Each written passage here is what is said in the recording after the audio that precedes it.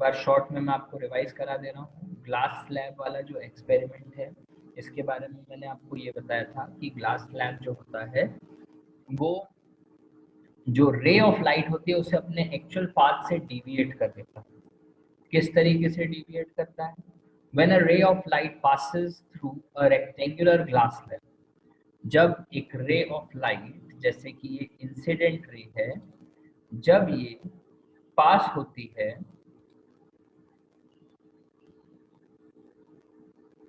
From air जो कि आपका रेयरर मीडियम है, रेयरर माध्यम है, इट इज द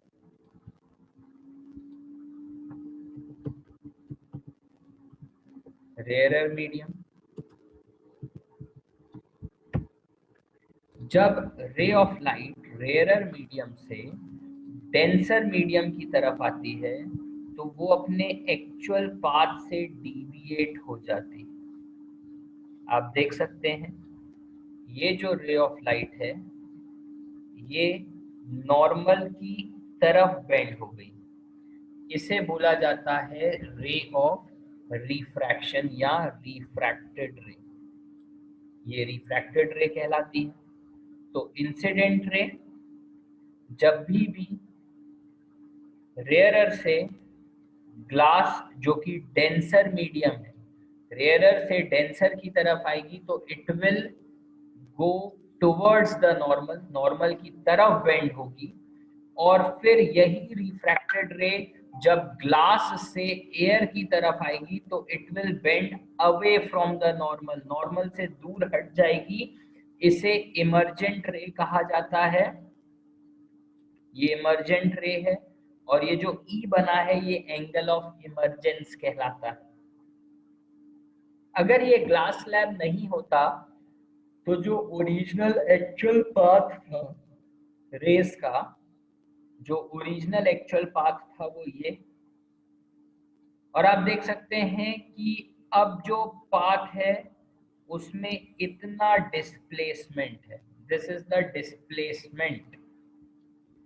ठीक है, अगर ग्लास स्लैब नहीं होता तो शायद रेड कलर की रे होती, बट अब पिंक वाली जो रे है वो रेयरर से डेंसर, फिर डेंसर से रेयरर मीडियम में जाने की वजह से हुई है। तो याद रखिएगा बच्चों, जब भी रिफ्रैक्शन होता है, जब कभी भी रिफ्रैक्शन होता है तो जो भी रे होगी, रे ऑफ लाइट होगी, वो अपने पाथ से डिविएट होगी। अगर रेयरर से डेंसर आ रही है तो नॉर्मल की तरफ, और डेंसर से रेयरर जा रही है तो नॉर्मल से दूर।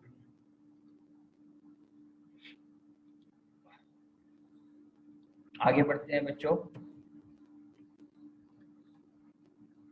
नेक्स्ट आता है लॉ ऑफ रिफ्रैक्शन। तो दो लॉ हैं इसमें भी। पहला लॉ है इंसिडेंट रे, रिफ्रैक्टेड रे एंड नॉर्मल। ये तीनों to the interface to two transparent media at a point of which all lie on the same plane. सब सेम प्लेन पे लाई करेंगे, इंसिडेंट रे, रिफ्रैक्टेड रे और नॉर्मल। और एक स्नेल्स लॉ भी है लॉ ऑफ रिफ्रैक्शन में, वो है कि the ratio of the sine of angle of incidence to the angle of refraction is constant. ये हमेशा कांस्टेंट होता है। इसे स्नेल्स लॉ कहा जाता है। नेक्स्ट आता है रिफ्रैक्टिव इंडेक्स।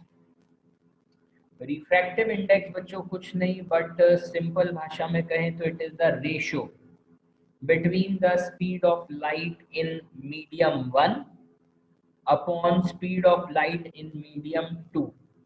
दोनों माध्यम के स्पीड ऑफ लाइट के रेशियो को रिफ्रैक्टिव इंडेक्स कहा जाता है। रिफ्रैक्टिव इंडेक्स को अगर आप ऑब्जर्व करें बच्चों तो n से रिप्रेजेंट किया जाता है। आप देख सकते हैं n से रिप्रेजेंट है। और फिर जो फॉर्मूला लिखा है वो यही लिखा है कि speed of light in medium 1 upon speed of light in medium 2। तो इस तरीके से आप रिफ्रैक्टिव इंडेक्स निकाल सकते हो। ये भी हो सकता है कि आपको रिफ्रैक्टिव इंडेक्स दे दिया जाए, आपको किसी भी एक मीडियम की स्पीड दे दी जाए और आपको बोला जाए कि दूसरे मीडियम की स्पीड निकालिए, ये भी हो सकता है। आगे बढ़ते हैं। अब हम आते हैं स्फेरिकल लेंसेज पे। हमने बच्चों मिरर पढ़ चुके हैं। स्फेरिकल मिरर दो तरीके के थे, कॉन्वेक्स मिरर और कॉन्केव मिरर। कॉन्वेक्स मिरर को डाइवर्जिंग मिरर कहा जाता है, कॉन्केव मिरर को कन्वर्जिंग। लेंस जो है उसमें बिल्कुल उल्टा कंसेप्ट चलता है।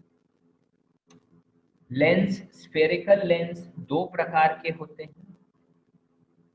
Spherical lens are of two types, convex lens और concave lens। जो convex lens होता है is thicker in the middle and thinner at the edge। बीच में अगर देखें तो थिक होता है convex। आप देख सकते हैं बच्चों, यहाँ पर आप ये डायग्राम देख पा रहे होंगे।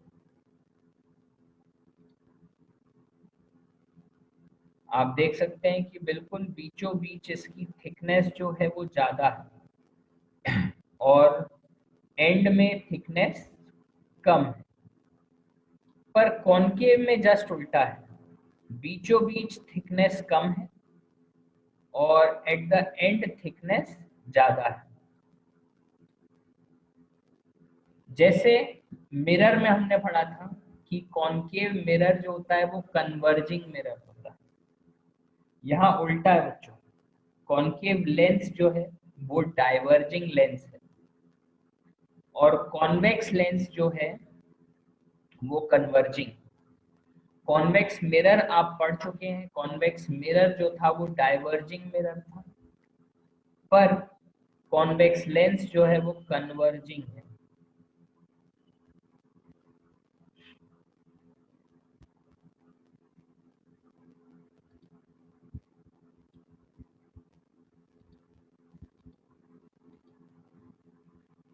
अब रिफ्रैक्शन बाय स्फेरिकल लेंस, इसके भी कुछ रूल्स हैं जो हम देखेंगे। सबसे पहले तो ये देख लीजिए बच्चों कि ये जो कॉन्वेक्स लेंस है, मैं ध्यान से समझिएगा बच्चों, ये जो कॉन्वेक्स लेंस है अगर आप इसे ऑब्जर्व करें बच्चों तो this is also an arc. कायदे से देखा जाए तो ये भी एक आर्क है, ये आधा आर्क है, फिर ये आधा आर्क है।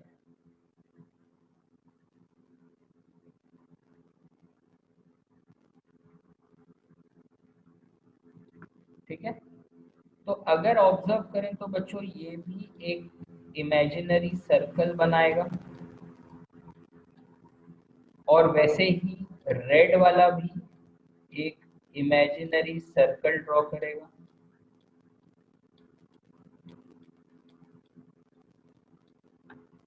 कायदे से देखा जाए तो यही होगा, दो सर्कल्स बनेंगे। ऑब्वियसली अगर सर्कल है तो मतलब उनका सेंटर होगा। ये जो 2F1 लिखा है ना, ये 2F1 जो है this is the centre of a circle. C, centre of curvature. ठीक है, वैसे ही ये जो 2F2 है ये भी centre of curvature C2। Centre of curvature और ये जो बिल्कुल बीचों बीच है इसके, ये जो बिल्कुल बीचों बीच लाइन है ये क्या है, दिस इज द पोल। ये पोल है। सेंटर ऑफ कर्वेचर और पोल के बिल्कुल बीचों बीच आपको मिलेगा F, यानी कि फोकस। यहाँ पर भी F है मतलब अगर आप लेंस में देखें तो वी हैव बोथ साइड, दोनों तरफ है C1 C2, और पोल और C1 के बीच में F1, पोल और C2 के बीच में F2।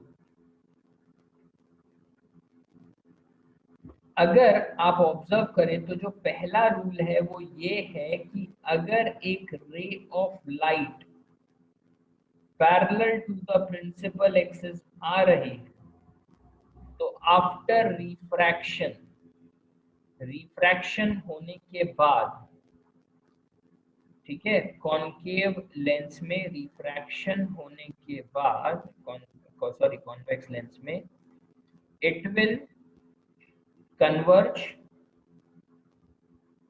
And will pass from the focus, F2 से पास हो जाएगी। पहला रूल ये है कि इफ अ रे of light coming parallel to the principal axis, after refraction it will pass from the focus। वैसे ही अगर यही कंसेप्ट हम कॉनकेव लेंस में देखें कि अगर एक ray of light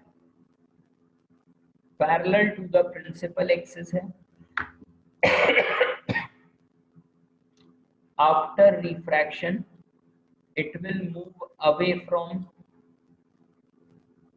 the normal, मतलब डाइवर्जिंग है। डाइवर्जिंग है तो भैया ये तो दूर चला जाएगा, बट अगर इसे पीछे की तरफ एक्सटेंड किया जाए, पीछे की तरफ एक्सटेंड किया जाए तो it will pass from the focus, focus से पास हो जाएगी। ठीक है, तो याद रखिएगा बच्चों, जो पहला रूल मैंने आपको समझाया रिफ्रैक्शन का वो यही था कि अगर एक ray of light parallel to the principal axis है, कॉन्वेक्स लेंस में वो कन्वर्ज होके फोकस से पास हो जाएगी। कॉनकेव लेंस जो कि डाइवर्जिंग लेंस है उसमें ऑब्वियसली वो डाइवर्ज हो जाएगी, बट वर्चुअली पीछे एक्सटेंड करें तो वो फोकस से पास होगी।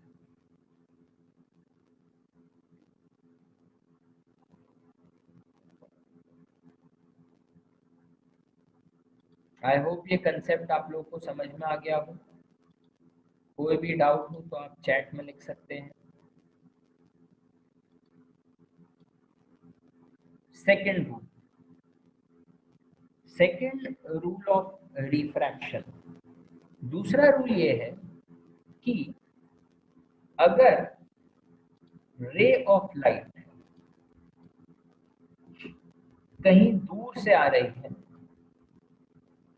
And passes from the focus after refraction, refraction होने के बाद वो parallel to the principal axis हो जाएगी, parallel to the principal axis हो जाएगी। ये कॉन्वेक्स लेंस की बात है। अगर यही चीज हम कॉनकेव में देखें तो अगर एक रे ऑफ लाइट फोकस की तरफ आ रही तो आफ्टर रिफ्रैक्शन अब वो फोकस के पास नहीं जाएगी, it will become parallel to the principal axis, parallel हो जाएगी। पर अगर कायदे से देखा जाए, अगर ये लेंस नहीं होता तो it have been passed from F2, F2 से पास हो चुकी होती। तो ये सेकेंड रूल हो गया।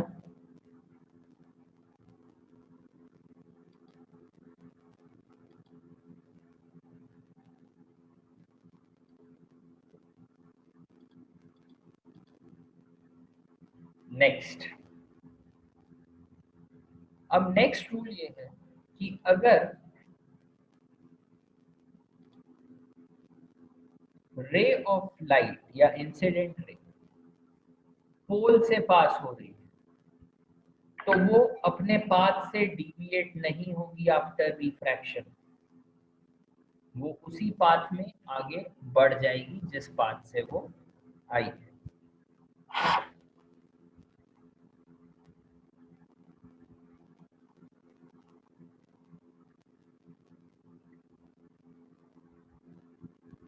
एंड सेम इज विथ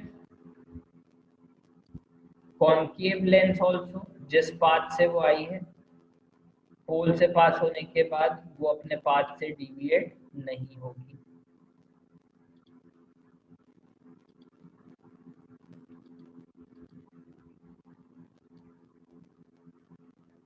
ठीक है, अब हम आते हैं इमेज फॉर्मेशन। कॉन्वेक्स लेंस में इमेज फॉर्मेशन, तो जैसा हमने मिरर में पढ़ा था, आप लोग को याद होगा, पहले ऑब्जेक्ट को हमने इन्फिनिटी पे रखा था तो इमेज फोकस पे बनी थी। ऑब्जेक्ट को हमने थोड़ा पास लेके आ गए, बियॉन्ड सेंटर ऑफ कर्वेचर, तो इमेज सी और एफ के बीच में बनी थी। फिर हम ऑब्जेक्ट को सी पे लेके आए थे तो उसकी इमेज सी पे बनी थी। फिर हम ऑब्जेक्ट को सी और एफ के बीच में लेके आए थे तो इमेज बियॉन्ड सी बनी थी। जब हम ऑब्जेक्ट को एफ पे लेके आए तो इमेज बहुत दूर बनी, इन्फिनिटी पे बनी थी। फिर जब हम ऑब्जेक्ट को एफ और पी के बीच में लेके आए तो इमेज वर्चुअल बनी थी। यही हमने पढ़ा था मिरर में। अब यही कंसेप्ट हम लेंस में भी फॉलो करेंगे। कॉन्वेक्स लेंस को डाइवर्जिंग लेंस भी कहा जाता है, सॉरी कन्वर्जिंग लेंस कहा जाता है। तो अगर ऑब्जेक्ट इन्फिनिटी पे है तो उसकी जो रेज हैं they will be parallel to the principal axis and after striking the convex lens, convex lens से टकराने के बाद रिफ्रैक्ट होके फोकस पे मीट करेंगी। आप देख सकते हैं F2 पे सब मिल रही है, मतलब जो इमेज फॉर्म होगी that will be highly diminished, real and inverted, real और इन्वर्टेड होगी और हाईली डिमिनिश्ड होगी। याद करना है बच्चों ये आप लोग को, तो याद रखिएगा। आगे बढ़ते हैं।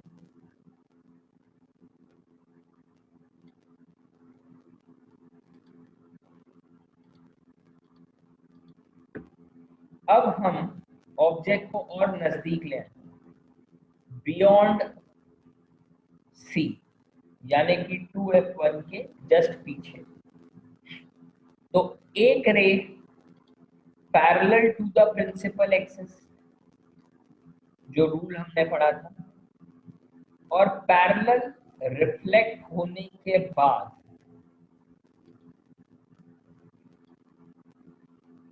रिफ्रैक्ट होने के बाद it will pass from F2, focus से पास होगी। फिर जो दूसरा रूल है उसमें जो सेकेंड रे है it will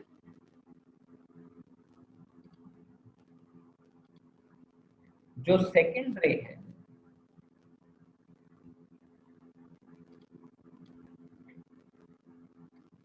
it will pass from the pole and will go in the straight line। तो जिस पॉइंट पे ये दोनों मीट कर रहे हैं वहीं पे आपका इमेज भी फॉर्म हो गया है। आप देख सकते हैं इमेज का साइज छोटा है, डिमिनिश्ड, रियल एंड इन्वर्टेड। ठीक है, तो रियल और इन्वर्टेड इमेज बनी है और थोड़ी सी छोटी है ऑब्जेक्ट से, इसलिए डिमिनिश्ड लिखा हुआ है। फिर आगे बढ़ते हैं। अब हम ऑब्जेक्ट को और नजदीक ले आए। अब हम ऑब्जेक्ट को C1 के ऊपर रख रहे हैं, जिसे आप 2F1 भी बोलते हैं, फोकस का दुगना। तो जब आप ऑब्जेक्ट को C1 पे रखेंगे तो एक रे जा रही है parallel to the principal axis जो F2 से गुजरेगी, और एक जा रही है पोल से जो कि सीधा सीधा चली जाएगी। जिस पॉइंट पे ये मीट करेंगे वहीं पे इमेज बनेगी। और याद रखिएगा बच्चों, जितना साइज इसमें ऑब्जेक्ट का होता है उतना ही साइज इमेज का भी होता है। बिल्कुल एग्जैक्ट कॉपी होती है, same size as the object, real and inverted. कहाँ पर फॉर्म होगी? 2f2, यानी कर्वेचर पे ही फॉर्म होगी। जब ऑब्जेक्ट कर्वेचर पे होगा यानी 2f1 पे, तो इमेज भी कर्वेचर पे ही बनेगी यानी 2f2 पे। आगे बढ़ते हैं। अब हम ऑब्जेक्ट को और नजदीक ले आए। When object is between 2f1 and f1, C और F के बीच में एक रे है पैरेलल, आफ्टर स्ट्राइकिंग रिफ्रैक्शन होगा और F2 से गुजरेगी। एक पोल से गुजर रही है तो वो अपने पाथ को चेंज नहीं करेगी और जिस पॉइंट पे ये मीट करेंगे वहां पे इमेज बन जाएगी। आप देख सकते हैं इमेज जो है वो F2 के बियॉन्ड बनी है, F2 के पीछे बनी है, मतलब कर्वेचर के पीछे। अब आप अगर देखेंगे तो इमेज का जो साइज है वो बड़ा है, it is enlarge, real and inverted. अब ऑब्जेक्ट को हम फोकस पे रखते हैं F1 पे, एक रे पैरेलल जो कि after striking it will move from F2, और एक है पोल से जो गुजर रही है। ये दोनों आपस में पैरेलल है, मतलब आप देख सकते हैं कि जो इमेज फॉर्म होगी वो कहीं इन्फिनिटी दूर कहीं पे होगी, मतलब highly enlarged, real and inverted. अब ऑब्जेक्ट को और नजदीक ले आते हैं, फोकस और पोल के बीच में एक ray parallel to the principal axis,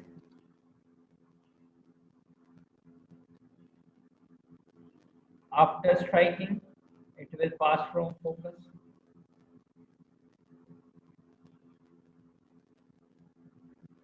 ठीक है, यहाँ से भी ऑब्जर्व हो रहे हैं। अगर आप ऑब्जर्व करें तो यहाँ पर ये दोनों जो हैं ये डाइवर्ज हो रहे हैं, मतलब कभी मिलेंगे ही नहीं तो इमेज फॉर्म होगी ही नहीं। तो इनको वर्चुअली पीछे की तरफ एक्सटेंड किया है जिस पॉइंट पे ये मीट हो रही है वही पॉइंट पे इमेज बन रही है। तो अगर आप ऑब्जर्व करें बच्चों तो जो इमेज फॉर्म हो रही है काफी बड़ी है, इट इज एनलार्ज, पर it is virtual and erect, नकली इमेज बनी है, वर्चुअल इमेज फॉर्म हुई है। तो अगर आप इसमें ऑब्जर्व करें बच्चों तो फिर से हमने इसमें 6 रूल देखे हैं।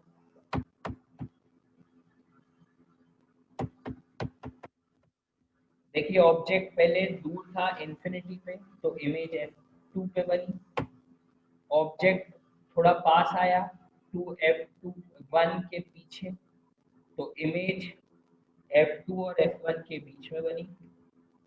अब ऑब्जेक्ट और नजदीक आया यानी कि कह लीजिए 2F1 पे सेंटर पे, तो जो इमेज फॉर्म हुई वो भी 2F2 पे ही फॉर्म हुई, सेम साइज। ऑब्जेक्ट 2F1 और F1 के बीच में है तो इमेज जो है वो बियॉन्ड F2 है, बड़ी है साइज में। फिर फोकस पे है तो ऑब्वियसली इन्फिनिटी पे इमेज बनेगी, और अगर F1 और पोल के बीचों बीच है तो जो इमेज फॉर्म होगी वो वर्चुअल यानी कि एनलार्ज, वर्चुअल एंड इरेक्ट। अब हम बात करते हैं images form by concave lens. अभी जो हमने रूल्स पढ़े, इमेज फॉर्मेशन पढ़ा, वो हमने कॉन्वेक्स लेंस का पढ़ा था जिसे कन्वर्जिंग लेंस भी कहा जाता है। अब यहाँ पर हम बात कर रहे हैं when the object is at infinity, जब ऑब्जेक्ट कहीं इन्फिनिटी पे होता है तो जो इमेज है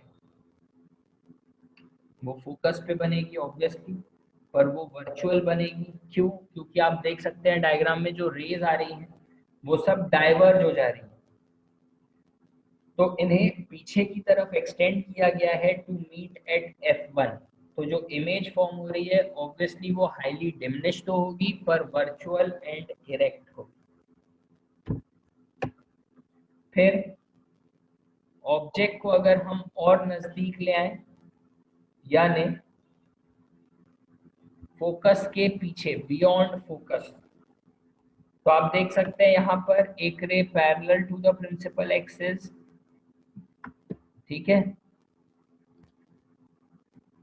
और एक रे जो है it is passing from pole. तो अगर आप ऑब्जर्व करें, इसे बैकवर्ड एक्सटेंड किया तो ये वर्चुअल एंड इरेक्ट पर छोटे साइज की इमेज फॉर्म हो चुकी है। अब इसमें भी साइन कन्वेंशन है बच्चों, कॉन्वेक्स लेंस में भी वही सेम रूल है। लेफ्ट हैंड साइड का जो डिस्टेंस है वो नेगेटिव होगा, राइट हैंड साइड अगर डिस्टेंस है तो पॉजिटिव होगा। ऑब्जेक्ट इरेक्ट है तो पॉजिटिव, इमेज नेगेटिव होगी।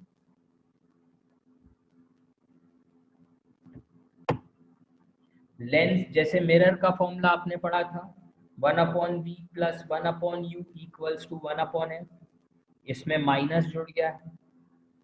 मैग्निफिकेशन भी आप पढ़ चुके हैं मिरर में, height of the image upon height of object, hi/ho।